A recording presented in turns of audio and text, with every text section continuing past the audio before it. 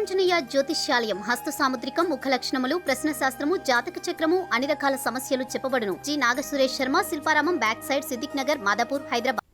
మేడారు మహాజాతర పనులను మంత్రి సీతక్క పరిశీలించారు. కొండాయి గ్రామంలోని గోవిందరాజులు, నాగులమ్మ, సారలమ్మను మంత్రి దర్శించుకున్నారు. జాతర నిర్వహణకు నిధులు విడుదల చేశామని మంత్రి సీతక్క తెలిపారు. పనుల్ని ఎప్పటికప్పుడు పరిశీలించామని కలెక్టర్ను ఆదేశించారు. ఫారెస్ట్ అనుమతులు లేక రోడ్ల నిర్మాణం ఆలస్యమవుతుందని, మరో 4 రోజుల్లో పూర్తి చేస్తామని తెలిపారు.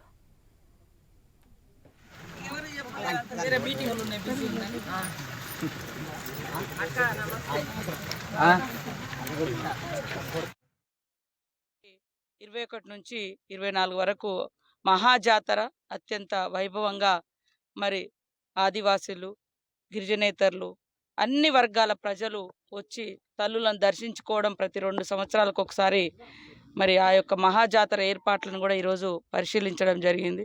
ముఖ్యంగా ఫారెస్టు గతం నుంచి కూడా మనం ఎదుర్కొంటున్నటువంటి సమస్య ఫారెస్టు సమస్యలున్నాయి.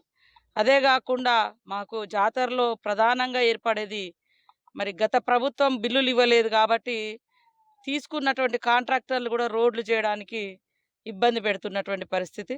కాబట్టి మా కలెక్టర్ గారు కూడా ఎప్పటికప్పుడు ఫాలో అప్ చేస్తూ ఉన్నారు.